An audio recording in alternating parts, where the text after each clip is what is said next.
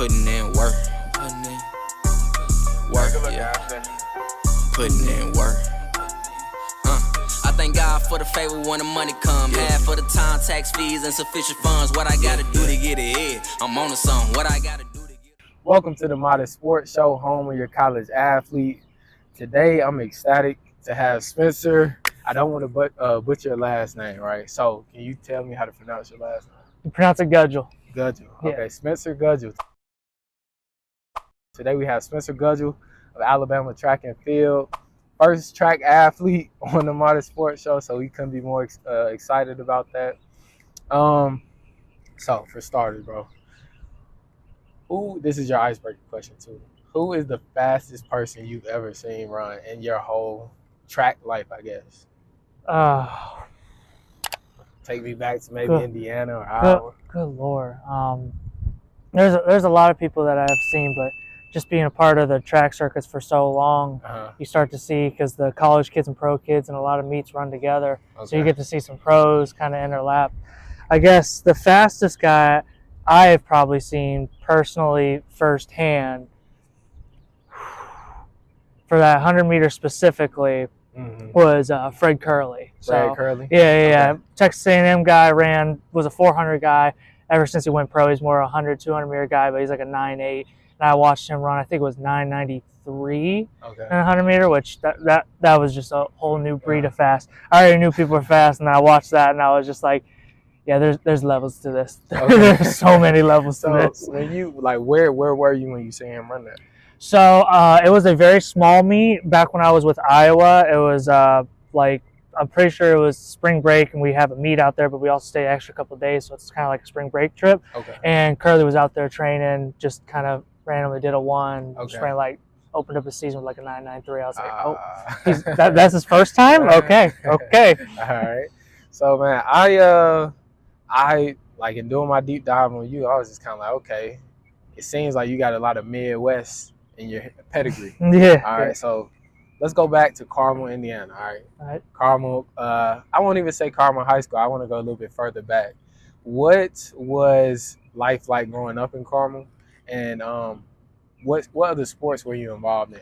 So actually, my first love was basketball. Being from Indiana, it's a basketball state. Right. So I love basketball. I love playing it. And then I also came from a family that's like very big into track and field.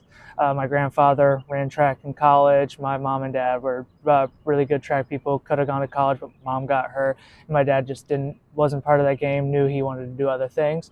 So I just come from like a track family, and then being in Indiana, followed basketball and all. Right. So that's kind of where my upbringing was and stuff. And then it eventually fell in love with basketball. Enjoyed that so much. Thought that was my thing, but still in the back of my head was like, I'm definitely gonna do track. Right. My family had done it for so long, like at least pay tribute to them and do it.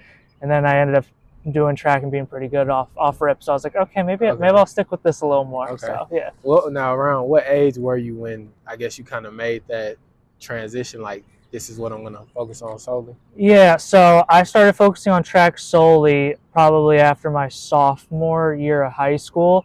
Like I said, I was still very, very basketball, and then I went into freshman year, and I hate to say it, but the coaches that were there were just, I just kind of got too serious with it, kind of lost the fun that was involved with it, but I still had a lot of fun with track.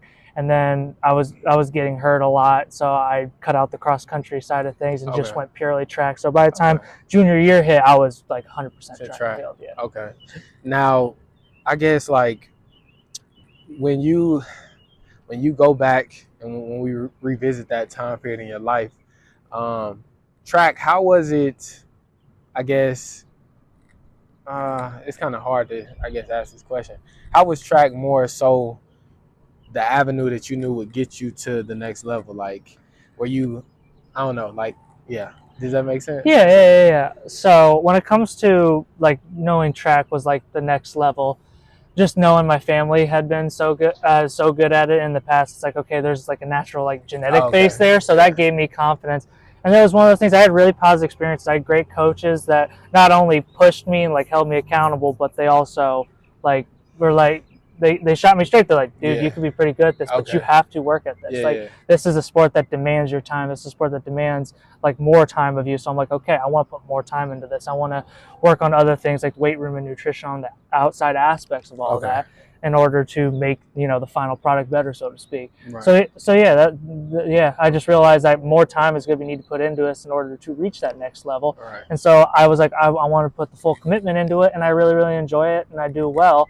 And when I was younger, I was more about trying to find glitz and glamour and just see how far I could go. And I went past even what I thought I was capable of, and so I just kept pushing to see where I can go. Right. So when you get to those latter years in high school, and I think this episode is going to be very educational too, because I feel like SEC track and field is highlighted, but I don't think people quite understand the logistics and the metrics that go behind track and field at this level. And so, how is recruiting for you in those latter years in high school? Like, what do college visits look like? What is the recruiting scene? Well, I could tell you the glitz and glamour that was involved with like a football, it's not really so in track and field, but there's still a lot of cool recruiting processes involved. I was not super heavily recruited. I was kind of looked at as like a project, because I had a lot of pretty good times in different areas. So they're like, well, he's got a lot of good things, so he has a lot of good pieces and tangibles, so we'll work with that and then like sharp fine tune that. So that's kind of how my recruiting was. I was only recruited by a few schools that would actually give offers, because track and field, there's not a lot of scholarships. There's 12.6, I think is what it is, 12.6 scholarships to fill out teams that are usually like 50 people. So that's hard to do. That's a lot. That's a task. So you can't give out scholarships everywhere. And there's, track and field's a black and white sport when it comes to it. Like, the numbers are the numbers. If you got the number, you got the distance, you got the jump. They know you're that good. And so I managed to do decently well. I was never like a top 10 kind of guy, but I was always one of the best guys in my state starting in my junior year. So the name kind of got out there. And then junior year, I ran at the USA TF Junior Olympics, and I was mainly going there working on the 400, and then the 800, I just kind of made the 800, so I was more focused on the 400, and I false started in the trial, and so got DQ'd. So I was like, okay, I got to put all my chips in on the 8, and I somehow ended up making the final, and then after the final, placing 4th overall and getting All-American status. And after that point, that's when coaches started to talk to me a little more. Most of them would be like, we want you to walk on, we want you to come in. And coming from Carmel, which is like a nicer suburb area, they see the suburb that I'm a part of, and they assume that I can pay for it and all that. But no, I was trying to get a scholarship to work into this thing. So, and only a few schools would have provided that, so that weaned down to 5. And when it comes to the actual recruiting process and bringing you in, they brought me on an unofficial, and then after that they pulled out the red carpet, so to speak, for the official. I'd go to football games, visit other people that are a part of the team. They send us to the night with just the people that are already on the team, kind of host you, see how you vibe, see how you click. So it's very similar to the football process. It's just a little less glitz and glamour involved with it. No limousines or anything crazy. So what schools, you said you boiled it down, or you broke it down to 5. So what were those schools? I'm assuming Iowa being one. Yep, Iowa was the big one. They were probably the first Power 5. Well, I guess Pac-12 doesn't exist anymore, so Power 4. At the time, Power 5. But yeah, Iowa was one of the biggest ones. Wisconsin was the other one that was like dueling with it. And then I also took an unofficial to Xavier. And I also talked with Miami. Those were kind of the 4. And then the 5th one, it was kind of like an on-again, off-again talk, was K-State for like a little bit. That was very, very briefly. So, but yeah, I said not a lot of crazy offers. And then when it comes to my in-states, Indiana and Purdue and all of them, I told them I wanted to go out of state. So I just kind of made that like very, very clear. I was like, I want to experience something new. I want to be in a different area, try out, meet new people, almost like a clean slate. So so I was like, out of state. Out of state. So now we make the decision to go to Iowa. Like, talk me through because you were at Iowa all 4 years undergrad, I'm assuming. And 1 year of grad, And 1 year grad, what was it like going to Iowa? It's still the Midwest, but I guess what was some variation? What was the culture like? culture. So it was a little different from where I was coming from. I'm from a suburb of like 85,000 people, like decent size. And going to Iowa City, it's 75,000, and they call it a city. So I was like, oh, but the vibe of Iowa City is good. It's very, very loving of its sports teams, and it's very, very dedicated to just working hard out there, which I was very, very similar with. Things I was not similar with was the whole flannels and straight jeans and kind of cowboy mentality. That's just not my style. So I felt like I stick out a little bit because I dressed a little differently, acted a little differently. But when you got on the track team, the vibe is very different. I almost feel like the vibe of a sports team is always very different than the vibe of the actual cities itself, and it's kind of a cool thing because it's a small little culture in itself. When it comes to the team aspect, it was so much fun. I can say nothing but good things about my time at Iowa. I had to leave for better opportunities, but I do not regret any of my time at Iowa. I really, really enjoyed it. I noticed when you were at Iowa, academics, you had a lot of academic success there, a lot of academic accolades, which that begs me to ask you the question: how was that a big thing in your family growing up, academics and striving for greatness in the classroom? Yeah, it was. So it was my dad that was kind of the one that like pushed it. He's like, you want to be, when you do something, you don't half-ass it. When you commit to something fully, you got to give 100% of your effort into everything.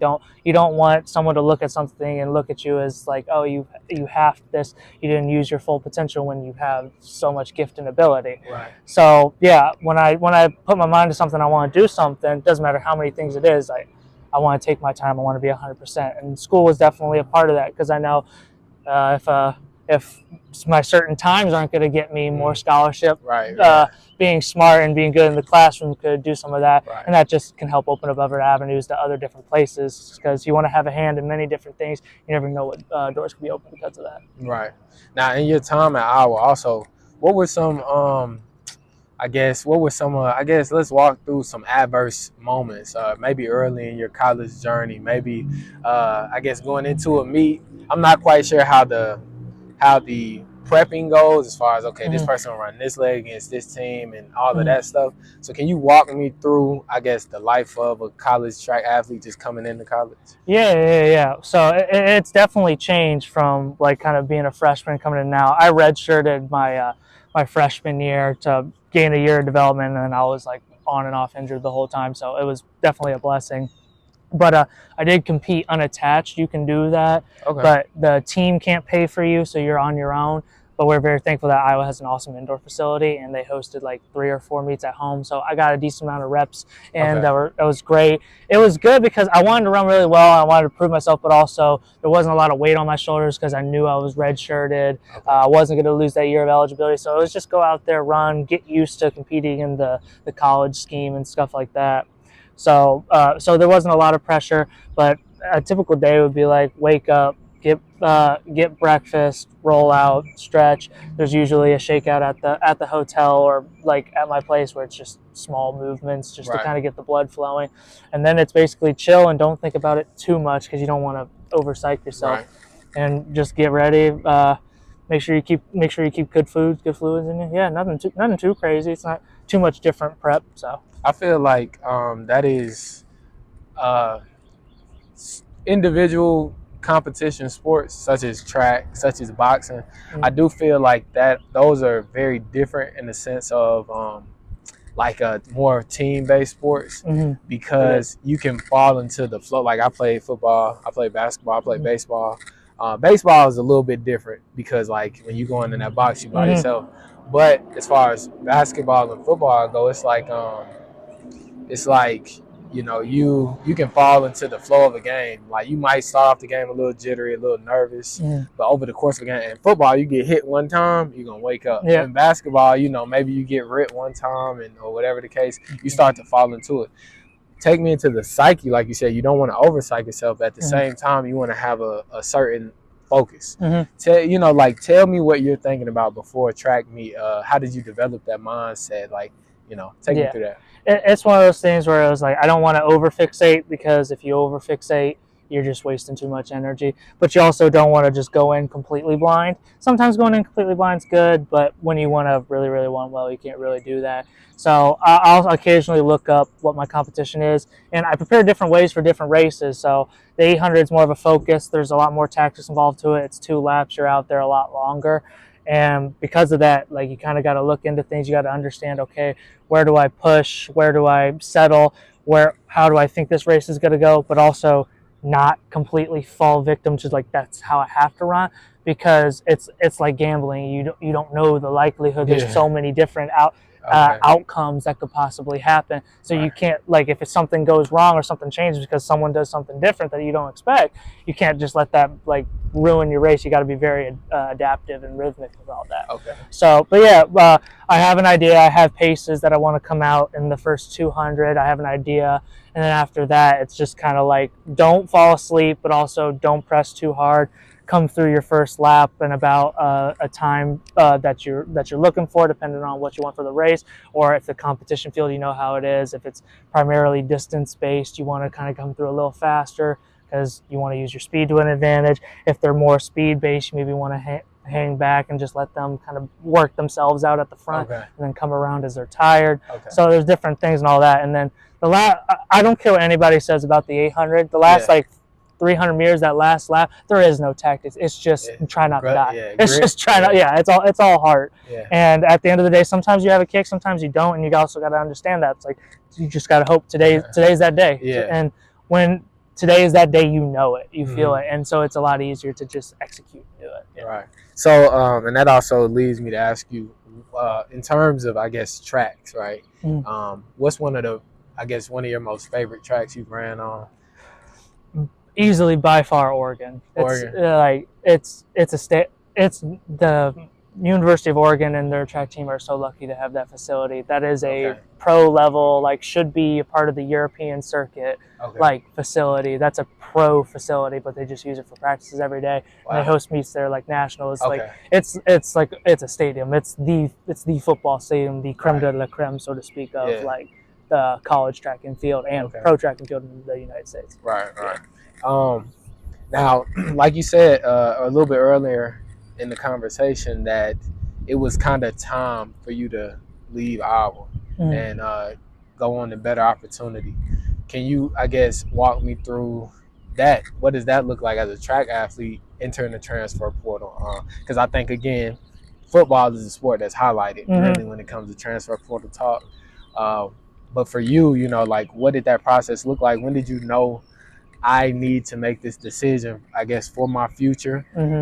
Just walk me through that. So the decision of transferring actually started a little bit like into the fall training period of not this season, the previous season, so my last season with Iowa. And it wasn't really around like the training or coaching or any of that. Like, sure, there was some of that had a play, but it was mainly revolving around I've done too many internships. I don't feel like I'm getting enough connections. I feel like Iowa is a little bit of a dead end because of the Midwest and just not being really well located. And for what I want to do, which is be an agent, it's kind of hard to get that with that connection. I needed better football connections. I needed better being closer to city. That's not Chicago, because Chicago just was a dead end for me, in all honesty. I tried my best, and because of all that, I was just like, I need to go somewhere that's better geographically located, and I can use track as a way to leverage that. And so I was like, I've always dreamed of, and because I'm doing this, might as well go ahead and go to a program as well that like wants to train me in a way that I've always dreamed of doing, which was kind of like more of a sprint focus, like a very much more sprint mentality rather than grilling out a bunch of miles in a workout. So that's what I did, and I eventually, after the season ended, it made it a little easier to end because they took me off our national 4x4. It was it's the game, you gotta pick who you want, but that kind of made it just a little easier, not gonna lie. But yeah, they took me off the 4x4 at nationals when I ran on it previously the year before that. And so that made it a lot easier to kind of, like, it's like, I don't know why, it just for some reason made my decision easier and kind of took a weight off my shoulders. It's like, okay, I left a good legacy here. that's where it's done. But also just because I didn't get to have that final nationals experience, I thought that was going to be my last race, but it wasn't. Right. It added another hunger level for another season. Okay. When I thought it was like, going to be my send off, and that's where my mind officially flipped, and I was just like, yeah, I'm gonna hit the portal, and not only am I gonna use it to get another year and prove I can keep going and keep running well, but also use it for opportunity. And when it comes to being an agent, it comes to running well, I ended up at Alabama. It's not too bad. Okay. Yeah. What were your options, I guess, when you decided to enter the portal? Yeah, so I actually entered the portal on my birthday, June 14th, and which is late. So speaking of the transfer portal process, like coming into the transfer portal late, it's a little overwhelming and a little scary. And I was very scared that, like, no one was going to hit my line, no one was going to email me. But I hit the portal, and then as soon as I hit the portal, I drove to Des Moines because my internship that I was doing at the time with an agency called Team Miami was all online, and my girlfriend was doing an internship with EY, and she was out in Des Moines. Okay. So we were just going to spend the summer out in Des Moines. So I hit the portal, started driving to Des Moines, got back, opened up my laptop. As soon as I opened up my laptop, Iowa's biggest rival, Iowa State, their coach immediately emailed me. So this is within 2 hours. Okay. And Coach Stina of Alabama. Okay. So yeah, those are the two, and then a couple of D2 coaches that I don't remember. Sorry, but I don't remember too much. But yeah, those were the first two. A few others came in, and then I did a lot of outreach myself, and there was a lot of interest, but because I entered so late, it just wasn't, whether they were true about it or not, there wasn't a lot of scholarship space. So yeah, that's what made things hard. All right, so we decided we're going to come to Alabama. What was, when you first got, I'm not quite sure. I figure you've been down south at least once before in your life, maybe vacation or something. Okay. Mm-hmm. When you actually got here in Tuscaloosa, though, what was the feel? What was the vibe? How did you take to the city? Lively. It was very, very lively. It had that same, we very much care about the script day. We very much care about the things here, but it was like almost brought to a magnitude of 10 because it's a little bit bigger. The stadium's a lot bigger. The appeal a lot bigger. The media around it's all of it's just huge. So it wasn't overwhelming, but it just kind of took me back. I was like, wow. Okay. Alabama. Yeah. And not only is it football and basketball, but it just seems like they had care at every level in every sport, especially when I was talking to the coaches here. They were very, very true to themselves. They were very, very honest, and it was very, very refreshing, very nice. Yeah. Okay. And I guess because me, when I hit the portal back in Kentucky, I was transitioning into I would have been a grad transfer. Mm-hmm. For you were already a grad year student. What was that transition like for you in the classroom? Did it kind of did you lose some credits? How did that work? Honestly, I was blessed in that regard because I finished my grad program in 1 year. Okay. So yeah, I was basically like a straight up normal grad transfer, which gave me a lot of leeway. Okay. So it was great. Didn't lose any credits. I already had an undergrad and a graduate degree to my name, and it was just one of those things. It's like, do you want to come for another grad degree? And I was just like, are they cheap? And so I was like, so yeah. And so now I'm here. And definitely it's a lot easier. All my classes are online. There's not an actual lecture I have to go to. They're all pre-recorded so I can get things done as I wish. And they just have due dates that I got to make sure I got to hit. Right. So it made it great because, I was like, not only are the classes good, and not too much of a burden on me. So now I have an open schedule to really focus on the training that I have here and focus on my professional development and my career. Okay. And when you speak about the training aspect too, right? You got a lot of time, a lot of fluidity in your schedule. What does, your day-to-day look like here? I know also you mentioned your junior year, you mentioned nutrition. Mm-hmm. Even when I seen you pull up this morning, you were drinking a Gatorade out the can. So talk to me. I take it that you're someone, obviously, running track, you got to be very big on body maintenance. Mm-hmm. And your training and stuff. So what does the day-to-day look like for you here at Alabama? Yeah, so the day-to-day, it depends per day, but if I were going to say an average day is I probably wake up around 7 or 8, just depends on the day. Sometimes I have morning workouts, sometimes I don't. But on a non-morning workout day, I'll usually wake up at 8, and as soon as I'll go over to the dining hall and get breakfast. And if I don't stay in there and just work on stuff the whole time, I'll head up to the intern room in the compliance office because I have an internship with compliance here. Okay. So when I'm not working on compliance stuff, if I got other schoolwork that I got to work on or stuff for business professionalism that I got to do or career development for the future wise, I'll just sit in the intern room and get my work done. And I will quite literally do that until lunchtime. And then I'll have a really light lunch just because I have a sensitive stomach when it comes, so I got to eat well in advance before practice and all that stuff. Okay. So I eat well in advance, let it sit for like 2 hours, and I'll come out here, depending on what the workout is, either at 1 or 2 o'clock. We'll hammer it out, weights immediately after, depending on the day. Okay. And then I'm home and I'm chilling. I'm not moving for the rest of the day. Okay. It's either I'm doing work on the computer or I am talking to my girl or picking up on a show or playing some video games or something. Yeah. And I imagine, I guess like, and that just kind of has me thinking as far as I made the comparison to you guys in boxing, right? Boxers, you know, they go 8 weeks in camp, right, leading up to a fight, then they do the fight, and sometimes, right, I think a great deal of guys, they kind of after the fight they chill until the next fight, right? Yep. So what does the off season look like for you in terms of being a track runner? Brutal. Yeah. The off season is hard. It's the time where you work the most because you want to feel that pain in a practice, so what you do on the track feels easy. Okay. And newsflash, it never feels easy on the track. I will just say that. Yeah. But yeah, it's just really, really hard. It's a lot more base building. It's about getting a foundation underneath you, so that because of that foundation, it's a lot more aerobic oriented, which means you're running for a lot longer. And like the training that I did here is I didn't do traditional mileage like most 800 runners do. I wasn't running that much mileage in all honesty.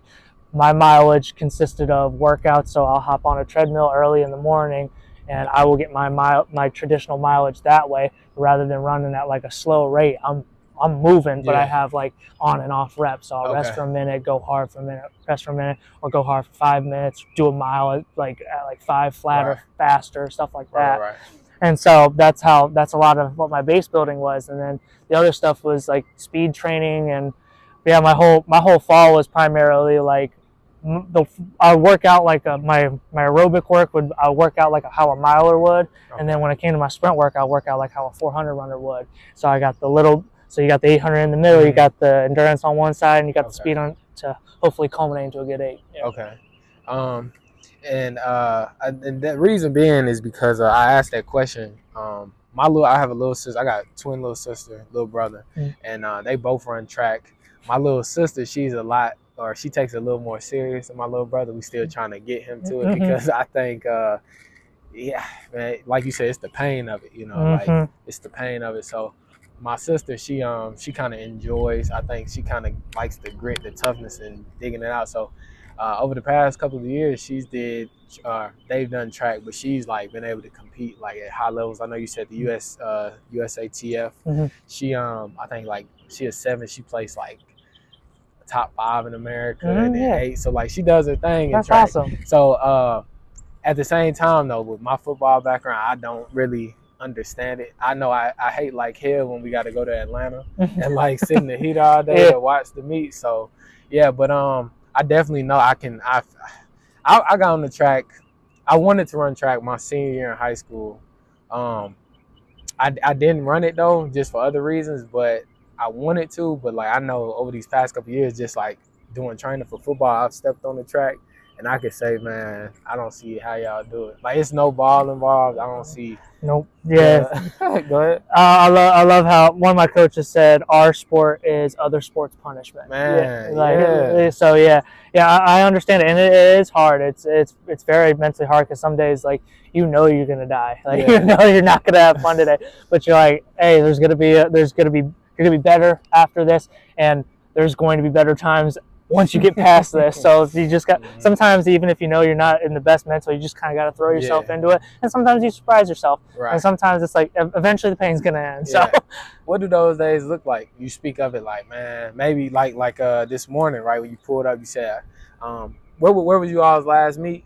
We were here actually. Okay. Yeah. Okay. So it was here. You saying like, I know you were going through the motion, stretching your legs out. I know what that feels like. But for a track athlete, like, what are those days like, man, when it's like, man, it's going to be a tough day. Like, I got to prepare myself for it. I'm looking for care. So immediately going into the training room to get as much care as I can. Yeah. I'm a huge Epsom salt bath guy.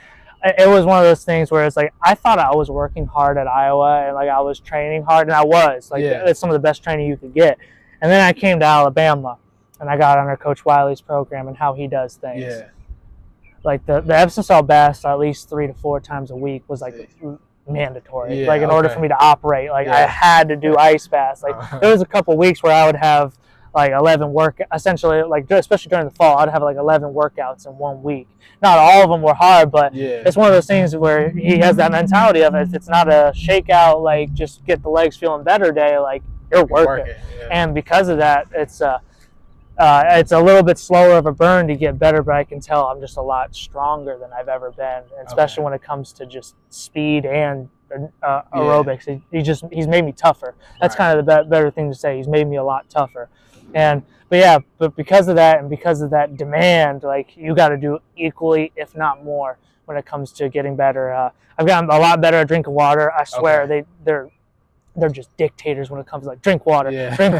I'm my hamstring hurt. Did you drink water? I'm like, I get it, but I need this stretched out right now. So, but it's a lot, and it can be a little overwhelming at times. But as long as you put in the care, it's going to show. And if you want to feel good for every workout, you got to take care of yourself, even if that means sitting in an ice bath nipples deep for 12 minutes. It's not fun, but you got to do it. And that's crazy too. I just be like, damn, even the recovery is pain. You know what I'm saying? To be able to feel better, to go back and do more pain. So that's the tough thing about sport, especially at this high of a level. That's the tough thing about it. How was this season going for you? You competed indoor, I'm assuming. Mm-hmm, yeah. And we're transitioning to outdoor season. So walk me through what this year's looked like. Yeah, it was a little bit of a frustrating indoor, and it was a frustrating indoor because I had such a good fall training season, and I was so excited and so anxious and ready to go. And in that very first meet, I strained my hamstring, first grade, so it wasn't bad, but I didn't give it the time to rest because I just wanted to keep getting back. I ended up re-injuring it 3 more times. So in that span of all of that, it was multiple just constant re-injuries of hamstring grade. And it was repetitive and annoying. I just kept trying, rather than actually give my body the rest, I just kept trying to work my body back just enough to at least run an 800. And my season basically culminated with my hamstring seizing up in the middle of my 800 at SECs, and I just flew off the track like a ragdoll. So so a little embarrassing, but it happens. And it was a little underwhelming, and I needed to get myself back, get my speed back. I knew once I got my hamstring back, I could work on speed a little bit better, and once I get fast, that's when the time starts to show in the 800 and my 400 splits for the 4x4. And so I just, as soon as indoor ended, I was like, I want to get right. I really made sure of it. Every other day I was getting worked on when it comes to physical therapy. I was in and out of hot tubs, cold tubs, doing all sorts of treatment, making sure I was eating enough, make sure I was eating right, make sure I was consuming so much antioxidants, and just trying to just relieve as much inflammation as I can. And also just really get back to, I was really confident and doing really well on that fall grind. Let's get back to it. And so I had 5 weeks essentially after indoor ended, 5-6 weeks to work on that. And I was like, that I was excited, came back into it. And then not this past week, but the week before that, we had a meet at LSU, and even the week before that, he was the hardest training week of my entire life. I kid you not. Hardest training week of my entire life. Never been so close to throwing up repeatedly. Never been on the ground. I saw God a couple days. I'm not gonna lie. And it was really, really hard. And then I went into the next week ready to compete, but I didn't kind of keep in my mind that you just had an insanely hard week. You got to train through some of these weeks so you can be better later on when the weeks are more important. So I went into LSU and did not run times that I liked, did not run times that I thought I was capable of, and I thought I was just more of the same, and I got a little hard on myself because of it. But then I talked to my coach, I talked with my family, I talked to my girl, and they were all saying the same thing. It's like, you just got through one of the hardest training. You just got to be patient. It's gonna show. You just got to be patient. Yeah. And then this past meet, I got very fortunate to run against Chris Robinson, the national champ in the 400 hurdles. He decided to step up and run the 800. And then Caleb McRae, who's also one of the best 400 meter runners, who was #1 in the world at one point in indoor for the 400. He also stepped up into the 8, so we all got to race each other in 800. And I ran my 3rd fastest time that I've run in my career. And this is the earliest that I've done like a sub 150 run. So I'm very, very excited to be at this point this early. And now going into Tom Jones, already have a good time, so I can get into a good heat and be around a bunch of people that have have my PR, if not faster. So being in that faster heat means I'm more likely to just not have to be in the front. I can just chill, be in the pack, and then kick. Getting faster time and just keep working, keep building off of that. So I position myself well early, which usually has not happened. So I'm very happy in the place where I'm at. I'm very excited. Yeah. And that's a lot. Yeah. It is. But man, to be honest, I guess my next question is, what are some milestones going forward, I guess, the rest of this track season, maybe even, well, I assume with this being your last year of track, professionally, just like talk with me over the next, 4 to 5 months. With how crazy and how amazing the track and field community is, unless I run something crazy out of nowhere, the pro route's probably not going to be a route for me, which is why I've really, really pushed hard into my career development, because that's my second goal, that's my second excitement, that's what gets me out of bed in the morning and makes me excited. So, but yeah, tracks, and this is kind of like, I'm closing. I have this is my final chapters. I'm really trying to enjoy this. Yes, I stress out about it because it is my final chapter, but I'm really just trying to enjoy every day and enjoy this sport, because my legs are only going to be so good for so long. So I'm enjoying it. And when it comes to goals, the past 2 years I've qualified for regionals in the West, because they do an East and West division. I qualified in the West for the 800 both times. So you come over to the East, there's more schools. So because there's more schools, it takes faster times to get in. So I like the challenge. So I'm going to try to make sure I qualify for regionals 3 years in a row in the 8 and be a very, very good 4x4 leg if they need me on that relay. So nothing's changed. But this year, I want to make it past that first round in the regional, and I want to actually make it to nationals in that 800. So that's the big goal. And with me being as good as I am early, and I'm as confident as I've ever been, I'm very, very excited to see what I can do. When it comes to numbers of the 800, I'm looking for 147 or faster. So that's 2 seconds. That's a lot, but so getting the right heat with the right people, or just be on the right day, and you never know what could happen. And with Florida, Tom Jones, it's one of the biggest meets you can ever go to for the outdoor season. So I'm excited to show what I got. Yeah, but that was I believe. We wish you the best going forward, man. I appreciate you for coming on the show, bro. Of course. I guess in closing, is there anything you want to say to the people out there, maybe about your journey, just life going forward? Yeah, actually, I guess my message to everybody: take off the glasses, get serious for a moment. I guess the greatest thing I can say is patience is the biggest in this game, because it doesn't matter what sport you are, you're always going to get hurt. You're always going to have setbacks. You're always going to do things that you don't think you can do. And when it comes to patience and just having faith in yourself, that's the biggest thing. And I've learned that especially in the last year. So, yeah, at the end of the day, just patience. The urgency is quick to jump on, especially when you're nervous and you want to hit something. But I promise you, if you take the time to be patient and do all the right things, you're going to get where you want to be. All right. Just like that, guys, Spencer Gudgel.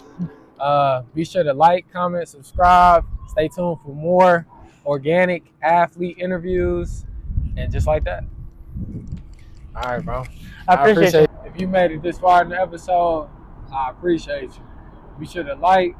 What was your favorite part of the episode too? Drop that in the comments. Subscribe, share the video around, and of course, stay modest.